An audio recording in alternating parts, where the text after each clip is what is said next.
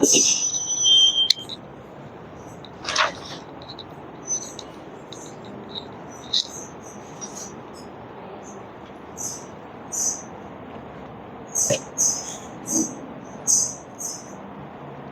కీర్తన. 10వ కీర్తనలో మొదటి భాగం మనం చూసుకున్నట్లయితే మొదటి 4 వచనాలలో దేవుడు దుష్టులను శిక్షింపకుండా చూచి కీర్తనకారుడు ఈ విధంగా మొరపెడుతున్నాడు. దేవా, నీవెందుకు దూరంగా నిలుచుచున్నావు? ప్రార్థన చేసుకొని ప్రారంభించుకున్నామండి. స్తోత్రం స్తోత్రం మహాగణుడ, మహోన్నతుడ, సర్వాధికారి, సర్వశక్తుడు. అయ్యా, మరి ఈ కీర్తన వివరించుతుండగా మీరే గూఢమైన సంగతులన్నిటిని మాకు బయలుపరచుకుని అడిగి వేడుకుంటున్నాను. మీరు మాతో ఉండి మాలోని మనల్ని బలపరచండి. అయ్యా, నా నోటిని మీ కూరగా వాడుకోండి. మీ మెల్లనైన స్వరాన్ని వినిపించండి. వినగల చెవులను, గ్రహించగలిగే మనస్సు, ఆలోచించే ఆలోచన శక్తి మాకు దయచేయమని అడిగి వేడుకుంటూ, సరిదిద్దుబాటుని మాకు దయచేయమని అడిగి వేడుకుంటూ, యేసయ్య అతి శ్రేష్టమైన నామమున అతి వినయంగా అడిగి వేడుకుంటున్నాను నా పరమ తండ్రి. ఆమేన్. కీర్తన మొదటి 4 వచనాలలో, 10వ కీర్తన మొదటి 4 వచనాలలో చూసినట్లయితే, యెహోవా, నీవెందుకు దూరంగా నిలుచుచున్నావు? ఆపత్కాలములలో నీవెందుకు దాగి ఉన్నావు? మొదటి ప్రశ్న కీర్తనకారుడు అడుగుతుంది ఏంటంటే, నీవెందుకు దూరంగా నిలుచుచున్నావు?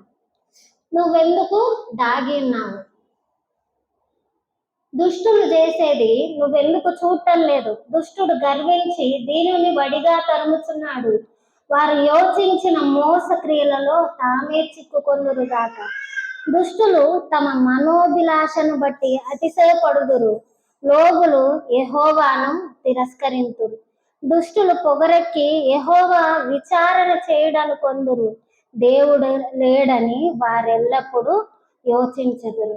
మొదటి 4 వచనాలు చూసినట్లయితే కీర్తనకారుడు దేవుణ్ణి ప్రశ్నిస్తున్నాడు, నువ్వెందుకు దాగి ఉన్నావు? దేవుని యొక్క భక్తులకు, విశ్వాసులకు మొట్టమొదటిగా వచ్చే భయము ఏంటంటే, దేవుడు కానీ తను తాను కనపరచుకోకపోతే చాలా భయం అనిపిస్తుంది. చాలా లోపల దుఃఖము నిండిపోయి ఉంటుంది. ఎందుకు నువ్వు దాక్కొని ఉన్నావు? దేవా, నువ్వెందుకు నిన్ను నువ్వు కనపరుచుకోవట్లేదు? దుష్టులు వాళ్ళు పొగరెక్కి హెల్ప్లెస్ అంటే బలము లేని వారిని వాళ్ళు అనగారుస్తున్నారు. వాళ్ళ ప్రాణాలు తీయాలని చూస్తున్నారు.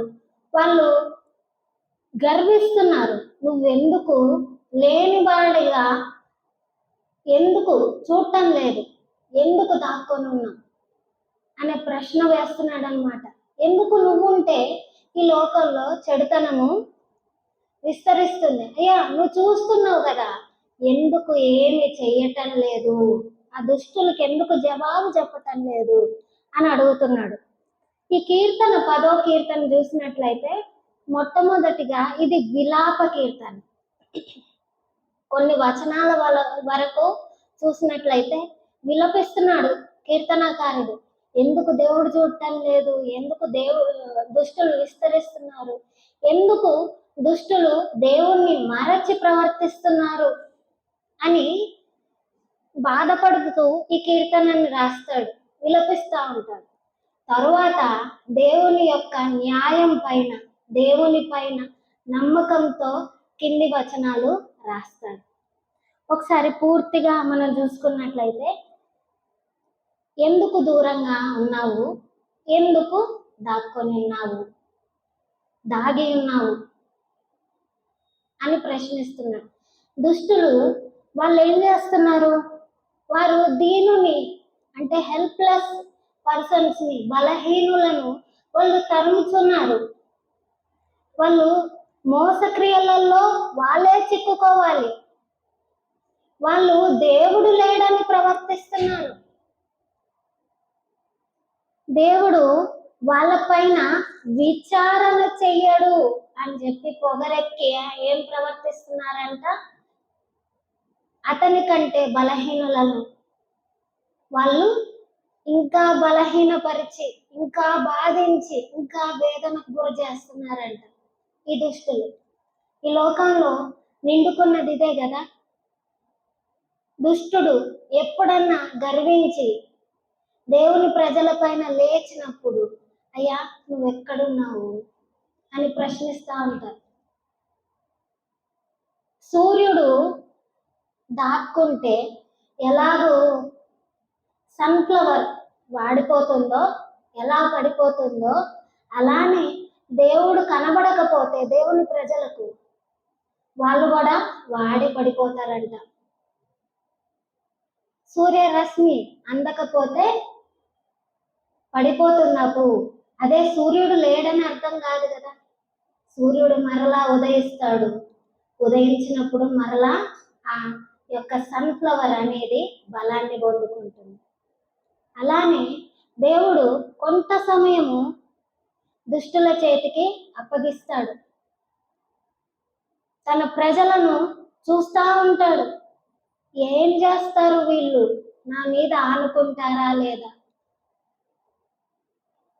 ఇక్కడ తీర్పు తీర్చడం లేదు కీర్తనకారుడు, దేవుణ్ణి అడుగుతున్నాడు, దేవుణ్ణి ప్రార్థిస్తున్నాడు. అదే ఈ కాలంలో ఉన్న విశ్వాసులు ఏం చేస్తారు అంటే వెంటనే వాళ్ళ నోటికి పని చెప్తారు. ప్రార్థన మర్చిపోయి మనం ఏం చేస్తాము, దేవుణ్ణి నువ్వు దాక్కొనున్నావు అని చెప్పి మొదలుపెట్టి నువ్వెందుకు దాగి ఉన్నావు అని అడుగుతున్నాడు. ఇక్కడ ప్రశ్న ఏంటంటే, నువ్వెందుకు దాగి ఉన్నావు, నువ్వెందుకు నిన్ను నువ్వు కనపరుచుకోవట్లేదు, నీకు సాధ్యమని నాకు తెలుసు కానీ ఎందుకు చేయటం లేదు అని చెప్పి వేదన చెందుతున్నాడు. కానీ ఈ కాలం విశ్వాసులు ఏం చేస్తారు అంటే, వాళ్ళకి మోసక్రియలు చూసినప్పుడు, దుష్టుడు ప్రబలుతున్నప్పుడు, దుష్టుడు అంటే దుష్టుని జీవితంలో అన్ని కలిమి సంపద అన్నీ ఉన్నప్పుడు దేవుడే లేడు, దేవుడు చూడ్డు, దేవుడు చూసినా తీర్పు తీర్చడు అనే భావంలోకి, డిప్రెషన్లోకి వెళ్ళిపోతారంట. దాన్ని ఏమంటారు అంటే ఫటలిజం. అంటే ఇది ఇంతే, దేవుడు చూడడు, చెయ్యడు, దుష్టులు గర్విస్తూనే ఉంటారు, దీనులు బాధపడుతూనే ఉంటారు. కానీ ఈ కీర్తన మనకేం నేర్పిస్తుంది అంటే, దుష్టులు ఖచ్చితంగా ప్రబలుతారు, దుష్టులు ఖచ్చితంగా దీనుల పైన తమ చెయ్యి వేస్తారు, కానీ వాళ్ళను దేవుడు రక్షిస్తాడు, గర్విష్ఠులను ఆయన అనుస్తాడు అనే కీర్తన ఇది. దుష్టుల గర్వం గురించి చెప్తున్నాడు. 5-7 వచనాలు చూసినట్లయితే, వారు ఎల్లప్పుడూ భయం అనుకొని ప్రవర్తింతురు, నీ న్యాయ విధులు ఉన్నతమైనవై వారి దృష్టికి అందకున్నను, వారు తమ శత్రువునందరిని చూచి తిరస్కరింతురు. వాళ్ళంట దేవుడు ఉన్నాడు అన్న భయం మానవేసుకొని దేవునికి విరోధమైన క్రియలను చేస్తున్నారంట. దేవుడు చూసినా కానీ జవాబివ్వడు, దేవుడు మమ్మల్ని శిక్షింపడు అని చెప్పి వాళ్ళు దుష్టులు పొగరెక్కి ప్రవర్తిస్తున్నారంట. శత్రువుని అనుస్తున్నారంట. అంటే వాళ్ళ శత్రువు ఎవరు, దుష్టుల శత్రువు ఎవరు అంటే దేవుని జ్ఞానముతో నడుచుకునే వాళ్ళు దుష్టుల యొక్క శత్రువులు. వాళ్ళు ఏం చేస్తున్నారు అంటే వాళ్ళని ఎలా అణచాలి, వాళ్ళని ఎలా చంపాలి, వాళ్ళకి ఎలా ఏంటంటే ది ఎండ్ పేపర్ ఎలా వేయాలి అనే ఉద్దేశంతో వాళ్ళు బాగా కష్టపడుతూ ఉంటారంట దుష్టులు. అయితే ఇక్కడ కీర్తనకారుడు ఏం చెప్తున్నాడంటే, మేము కదల్చబడము, తరతరము వల్ల వరకు ఆపద చూడము అని వారు తమ హృదయములలో అనుకొందరు. మేము కదల్చబడము, దేవుడు తీర్పు తీర్చడు కనుక, మేము కదల్చబడం కనుక, ఆయన తీర్పు తీర్చడు కనుక మేము విస్తరిస్తాము, మా యొక్క స్థితి గొప్పగా ఉంటుంది అని చెప్పి వాళ్ళు సంతోషపడుతూ ఉంటారంట. ఈ దుష్టుల యొక్క గర్వము అటువంటిది.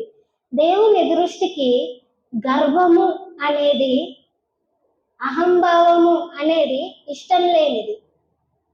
అది దేవుని దృష్టికి విరోధమైనది.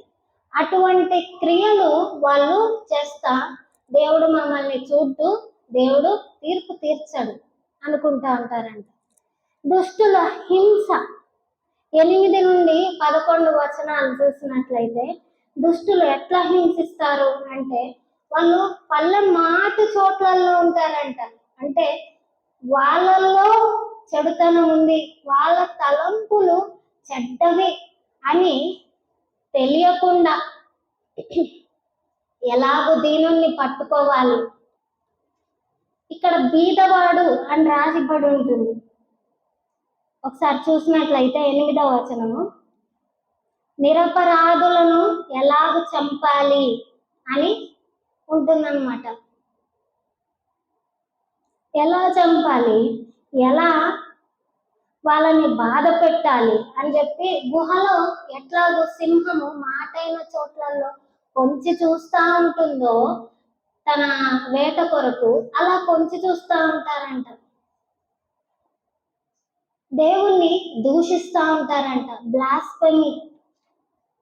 దేవునికి వ్యతిరేకంగా దూషణ మాటలు మాట్లాడుతూ నిరపరాధులను ఎలాగో చంపాలి అని వాళ్ళు చూస్తూ ఉంటారు. ఇక్కడ 11వ వచనం చూసినట్లయితే దేవుణ్ణి ఎలా దూషిస్తున్నారు ఈ దుష్టులు అనేది రాయబడి ఉంటుంది. దేవుడు మర్చిపోయాను, ఆయన విముఖుడై ఎప్పుడు చూడకుండాను అని వాళ్ళు తమ హృదయాలలో అనుకుంటుంటారంట. దేవుడు నన్ను చూసినా ఏం చెయ్యలేడు అనే గర్వం ఒకటి వాళ్ళకి. రెండోది ఏంటంటే, దేవుడు వీళ్ళని మర్చిపోయాడు అనే గర్వము. ఆయన వాళ్ళకి విముఖుడయ్యాడు కనుక ఆయన ఏమి చేయడు, నేను వీళ్ళని ఆడుకోవచ్చు, వీళ్ళని చంపొచ్చు, వీళ్ళని బాధ పెట్టచ్చు అని దుష్టుడు అనుకుంటుంటాడంట. తనకి శిక్ష రాకపోవడం వల్ల ఇవన్నీ అనుకుంటున్నాడు దుష్టుడు. అయితే ఇక్కడ కీర్తనకారుడు అంటున్నాడు 12 నుంచి 13 వచనాలు చూసినట్లయితే, యెహోవా లెమ్ము, దేవా బాధపడు వారిని బరువక నీ చెయ్యెత్తు, నీ చెయ్యెత్తు ప్రభువా. వాడు దుష్టుడు నీ పైన గర్విస్తున్నాడు, నీ ప్రజల్ని బాధ పెడుతున్నాడు కనుక నువ్వులే, నువ్వు బాధపడు వారిని మరువక నీ చెయ్యెత్తు, నీ చెయ్యి ఎటువంటిదో ఆ దుష్టునికి చూపించు అని చెప్పి చెప్తున్నాడు. దుష్టులు దేవుని తృణీకరించుట ఎలా, నీవు విచారణ చేయవని వారు తమ హృదయములలో అనుకొనుట ఎలా. నిన్ను తృణీకరించడం ఏంటి? మొదటిగా దేవుడు తెలియకపోవడం వేరు. వీళ్ళు ఏం చేస్తున్నారంటే, దేవుడు ఎటువంటి వాడో తెలిసి ఆయన ఏ పని జరిగించడు, ఆయన చూడడు, ఆయన వీళ్ళకి విముఖుడయ్యాడు అని చెప్పి దేవుణ్ణి తృణీకరిస్తున్నారు. దేవునికి వ్యతిరేకమైన కార్యం చేస్తున్నారు. అయితే ఇతను అంటున్నాడు కీర్తనకారుడు, నువ్వు లేచి బాధపడు వారికి న్యాయం తీర్చు. అతను నిన్ను తృణీకరించడం ఏంటి? నువ్వు జీవం కలిగిన దేవుడేవు కదా, నీ చేతి ద్వారా ఎన్నో గొప్ప కార్యాలు చేసావు కదా, నీ హస్తము బాహుబలము చూసినప్పుడు, నీ భీకర కార్యాలు చూసినప్పుడు ఒక్కొక్కరికి వణుకు పుడుతుంది. అటువంటి నిన్ను ఒక దుష్టుడు తృణీకరించటం ఏంటి? నువ్వు లేచి సమాధానం ఇయ్యి ప్రభువా అని చెప్పి ప్రార్థన చేస్తున్నాడు. ఇక్కడ చూసినట్లయితే 14వ వచనం నుంచి, నీవు దీనిని చూచి ఉన్నావు కదా, అంటే కీర్తనకారుడికి తెలుసు దేవుడు సమస్తం చూస్తున్నాడని. వారికి ప్రతీకారము చేయుటకై నీవు చేటును పగలు కనిపెట్టి చూచుచున్నావు. నిరాధారులు తమ్మును నీకు అప్పగించుకుందరు. ఎవరైతే దుష్టుని ద్వారా బాధింపబడుతున్నారో వారంట దేవునికి అప్పగించుకుంటున్నారంట. దేవుడంట సమయం కోసం చూస్తున్నాడంట. సమయము అనేది, దేవుని సమయము అనేది ఎటువంటిది అంటే బ్యూటిఫుల్ అని రాయబడి ఉంటుంది. ఆయన కరెక్ట్ సమయానికి వచ్చే దేవుడు, కరెక్ట్ సమయానికి సహాయం చేసే దేవుడు, కరెక్ట్ సమయానికి అద్భుత కార్యములు చేసే దేవుడు. అటువంటి దేవుడు మన దేవుడు. చూస్తూ ఉన్నాడు కదా, ఏది చేయడు అనుకుని గర్వించే వారికి ఆయన బుద్ధి చెప్పే దేవుడు. అయితే నువ్వు చూస్తున్నావు కదా దేవా, నువ్వు వాళ్ళకి సమాధానం చెప్పడానికి ఎదురు చూస్తున్నావు. నిరాధారం నీకు అప్పగించుకుంటున్నారు అని చెప్పి కీర్తనకారుడు చెప్తున్నాడు. తండ్రి లేని వారికి నీవే సహాయుడవై ఉన్నావు. ఇక్కడ తండ్రి లేని వారు అంటే పెద్ద దిక్కు లేని వారు, హెడ్ ఆఫ్ ది ఫ్యామిలీ అని అర్థం అన్నమాట. అంటే ఆ కుటుంబానికి బలము లేదు అని అర్థం. హెడ్ ఆఫ్ ది ఫ్యామిలీ లేకపోతే బలము లేదని చెప్పి లోకము వాళ్ళని వెక్కిరిస్తుంది, వాళ్ళని దూషిస్తుంది, వాళ్ళకు ఎన్నో కష్టాలు కలుగజేస్తుంది అన్నమాట. అటువంటి వారికి ఎవరు దిక్కంట? తండ్రి లేని వారికి నీవే సహాయకుడువు, తండ్రి లేని వారికి నీవే తండ్రివి అని చెప్తున్నాడు కీర్తనకారుడు. అంటే వాళ్ళ హెడ్ ఆఫ్ ది ఫ్యామిలీ నువ్వే. వాళ్ళకి బలము లేదని చెప్పి ఈ దుష్టుడు వాళ్ళని తరుముచున్నాడు, వాళ్ళని బాధ పెడుతున్నాడు, వాళ్ళని కష్టపెడుతున్నాడు. కానీ వాళ్ళకు సహాయము చేసేవాడివి నువ్వే అని చెప్తున్నాడు. దుష్టులు భుజమును విరగొట్టుము, చెడ్డవారి దుష్టత్వమును ఏమీ కనబడపో వరకు దానిని గూర్చి విచారణ చేయము. అంటే దుష్టత్వమును పూర్తిగా నాశనము చేయమని చెప్తున్నాడు ఈ కీర్తనకారుడు. యెహోవా నిరంతరము రాజైనాడు, ఆయన దేశంలో నుండి అన్యులు నశించిపోయిరి. దేవుని యొక్క హెల్ప్ కోసము అడుగుతూ దేవుని యొక్క జడ్జిమెంట్ మీద నిరీక్షణ గలవాడై ఈ కీర్తనకారుడు ఏం చెప్తున్నాడంటే 16 నుండి 18 వచనాలు చూసినట్లయితే అది దేవుని పైన ఉన్న నమ్మకాన్ని సూచిస్తుంది ఈ కీర్తనకారుడికి. యెహోవా నిరంతరము రాజయ్యున్నాడు అంటే ఈ భూమి మీద ఆయనకు సమస్త అధికారం ఉన్నది అని చెప్తున్నాడు. ఆయన దేశంలో నుండి అన్యులు నశించిపోయిరి. దేవుని దేశము న్యాయం కలిగిన దేశము. దేవుని దేశంలో పాపం అనేది ఉండదు.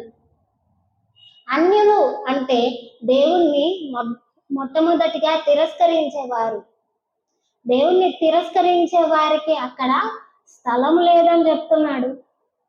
యెహోవా లోకులికను భయకారులు కాకుండానట్లు బాధపడు వారి కోరికను నీవు విని ఉన్నావు.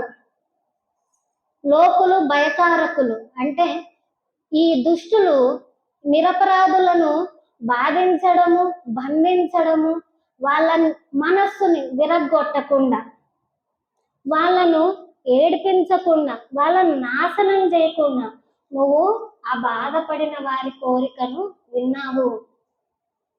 అందుకే కీర్తనకారుడు ఇంకో కీర్తనలో ఏం రాస్తాడు అంటే ఆయన కవులలో ఆయన ప్రతి ఒక్క కన్నీటిని దాచిపెట్టి ఉన్నాడంట. తండ్రి లేని వారికిని నలిగిన వారికిని న్యాయం తీర్చుటకై నీవు వారి హృదయము స్థిరపరిచితివి, చెవియొగ్గి ఆలకించితివి. కొన్నిసార్లు హృదయంలో ఉన్న కోరికలు ఎలాంటివంటే అవి బయటకు పెట్టలేము. దేవునికి చెప్తే అవి జరుగుతాయో లేవో అనే భయం కలిగి ఉంటారు.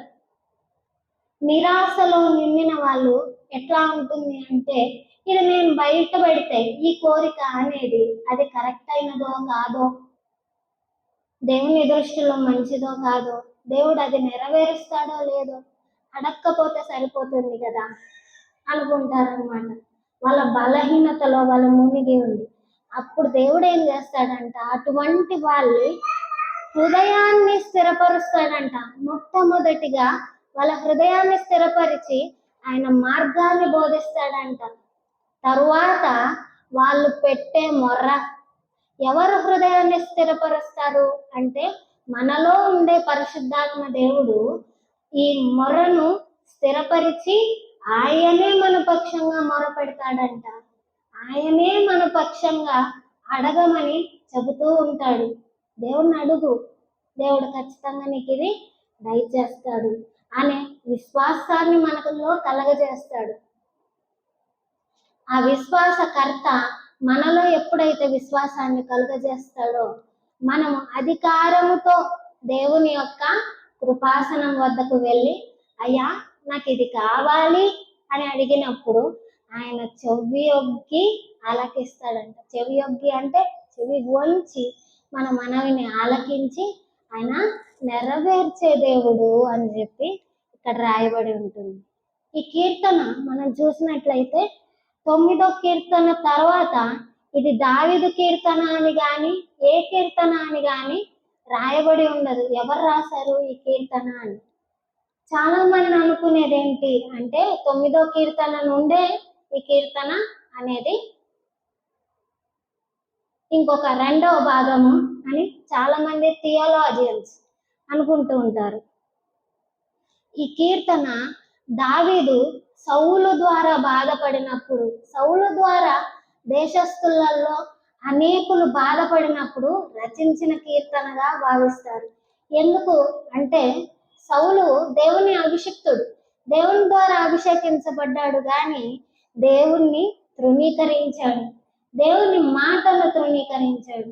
దేవుని మాటను తృణీకరించడం వలన దేవుని ఆత్మ అతని నుండి వెడలిపోయింది. దేవునికి వ్యతిరేకమైన కార్యాలు చేస్తున్నాడు. దేవుని యొక్క యాజకులను చంపాడు. దేవుని యొక్క అభిషిక్తుడైన దావీదుని వెంటాడు చంపాలని కోరుకున్నాడు. దేవునికి ఇంకెన్నో వ్యతిరేకమైన కార్యాలు జరిగిస్తున్నాడు. అటువంటి సమయంలో దావీదు ఈ కీర్తన రచించాడు అని చెప్పి థియోలాజియన్స్ అనుకుంటారు. ఎందుకు అంటే, ఇక్కడ ఈ దుష్టుని ఎడల ప్రతీకారం చేయడానికి ఈయనకి అధికారం లేదు దావీదుకి. ఎందుకంటే దేవుని అభిషిక్తుడు కనుక నేను అతని పైన చెయ్యెత్తలేను, దేవుడే ఈయనకి తీర్పు తీర్చాలి. కాబట్టి అయ్యా ఈ దుష్టుడు ప్రబలకుండా సహాయం దయచేయి. నిరపరాధులను పట్టి చంపుతున్నాడు కదా, ఆ నిరపరాధులను పట్టి చంపే అతనికి బుద్ధి చెప్పు. నువ్వు బలహీనుల ఎడల నీవున్నావని చెప్పి, ఏ సహాయం లేని వారి ఎడల నీవున్నావు, వారి మొర ఆలకించి వాళ్లకు న్యాయం తీరుస్తావు అని నిన్ను నువ్వు కనపరుచుకోదేవా అని ప్రార్థిస్తున్నాడు. ఇక్కడ మనం ఒక వచనం చూసినట్లయితే అక్కడ ఏం చెప్తాడు అంటే, దావీదు యెహోవా నిరంతరము రాజైనాడు. ఐగుప్తు నుండి వాళ్ళని తీసుకొచ్చిన అప్పటి నుంచి దేవుడే రాజయ్యి వాళ్ళని ఏలుతా, వాళ్ళకు ప్రవక్తలను ఇస్తా, వాళ్ళకి న్యాయాధిపతులను అనుగ్రహిస్తూ, వాళ్ళని నడిపించే నాయకులను లేవనెత్తుతూ వాళ్ళని నడిపించాడు. కాకపోతే ఇశ్రాయేలీలు సమూయేలు కాలంలో ఏం కోరుకున్నారు అంటే, వాళ్ళకి ఒక రాజు కావాలి, సర్వలోక మర్యాద చొప్పున మాకు కూడా ఒక రాజును నియమించమని అడిగారు.